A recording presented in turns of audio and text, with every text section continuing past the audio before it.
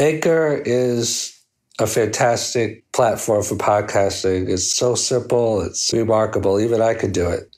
And it's free distribution, free recording, easy, simple, elegant to use framework, great tools. If you're going to pick one podcasting platform, it should definitely be Anchor. I highly recommend it.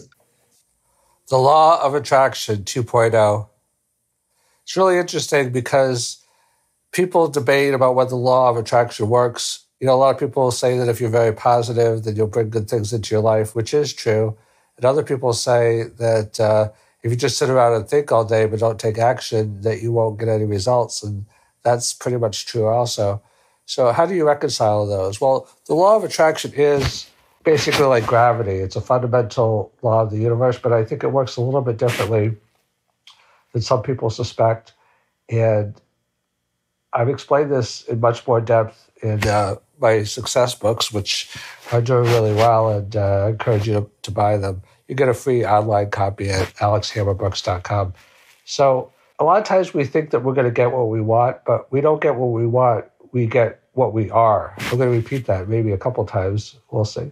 So we don't get what we want. We don't get what we are. Each of us is an energy, is a frequency, is a vibration, and that goes out into the universe and it brings back what corresponds to that vibration. So if we're angry, we get angry responses. If we're joyful, we get joyful responses. So you probably heard that expression that, forget exactly how it goes, but, success has 1 million fathers, but failure is an orphan. So basically, we're only a failure if we feel like a failure, because whatever we feel, like they say that you could be as happy as you want to be or as unhappy as you want to be at any moment. That's true because, as is often said, it's not our circumstances, it's how we react to our circumstances.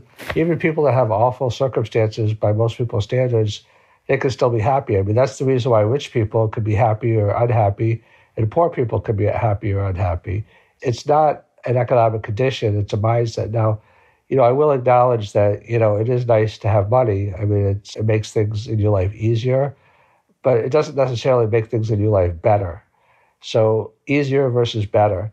Money makes your life easier, but it only makes your life better if your mindset is better. And if your mindset is better, it doesn't really matter if you have money or not. So, let's go back to the beginning of this idea that we attract not what we want, but we attract who we are. There's another expression, and I know I love expressions, and hopefully the whole thing doesn't turn out into a mini cliche, but I think a lot of these have truth. They're famous sayings for a reason.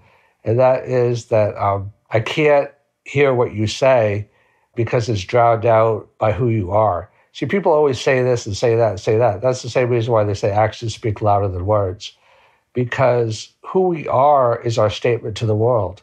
The world, and read my books if you really want to understand this, the world is a mirror to our thinking, to our consciousness, to our beliefs. So if I believe, that's the essence of self-esteem.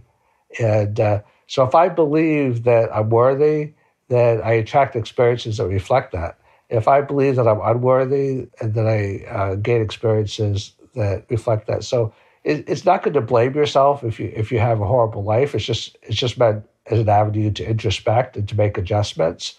So take a look at your life, and it'll give you insight into your thinking.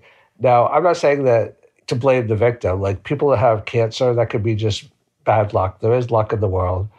Some people believe also in karma and reincarnation. Some people believe that our soul is giving us experiences, including negative experiences, in order to transcend us. I have a couple of podcasts on that already. And that, sometimes we choose suffering or choose difficult circumstances in order to grow because we have a growth mindset. Like people that have a growth mindset, they always challenge their fears in a productive way, and they look for challenging experiences because they want to grow. So there you have it. The Law of Attraction 2.0.